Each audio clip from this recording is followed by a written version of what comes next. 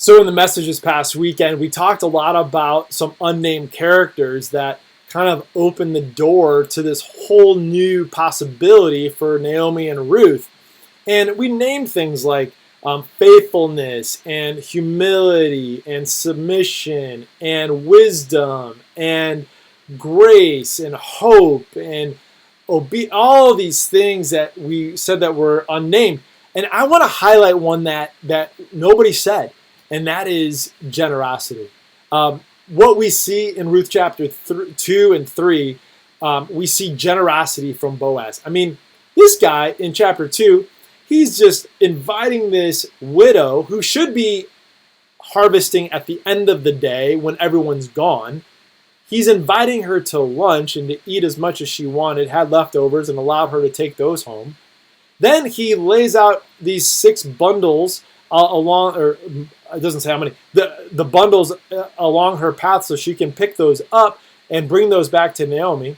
He says, you know what? Don't you worry about protection. I've told my guys no one's allowed to touch you. And by the way, if you're thirsty at all, let me know. You can drink from the water that those guys have already drawn. There's a crazy amount of generosity in chapter 2. And then you see in chapter 3, again, he's saying, bless you, my daughter. And he's saying, oh, you know what? Here, I want you to have these 6 measures of barley, probably 60 pounds, double what she brought home in chapter 2. She has double that amount in chapter 3 and comes back to Naomi, and Naomi's blown away. This is an unbelievable provision and generosity. What do we see opening the door for God to do a new thing in the life of Naomi and Ruth? Well, one of the big ones that we didn't talk about was generosity. And I just want to remind you that generosity is what opens doors.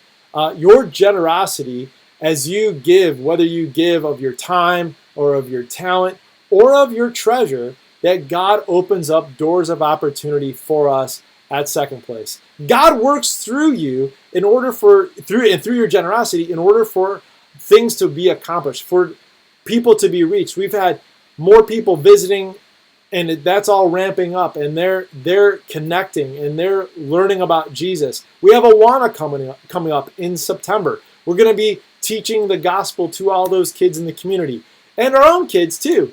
And so I just want to remind you that if you haven't jumped on to share some of what you have with Second Place, this is your invitation to just follow whatever God is inviting you to do. Whatever He is inviting you to give, would you give that out of an obedient heart? And would you be free to do that? That's my prayer, to follow what God would have you to do. So this is your invitation to do what God would have you to do, and to see generosity in this story.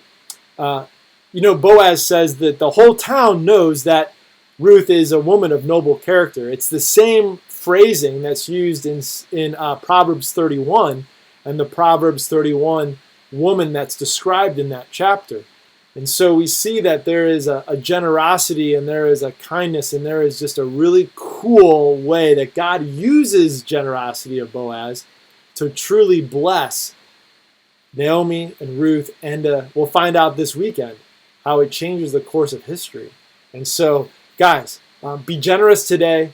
I invite you to jump in the momentum at Second Place. You can give online, you can give via text, you can give via Zelle, you can give via snail mail, and let's just see the doors of opportunity that God continues to open because of the generosity of you and many others. You guys have a great rest of your day. Be blessed, and let's get after it.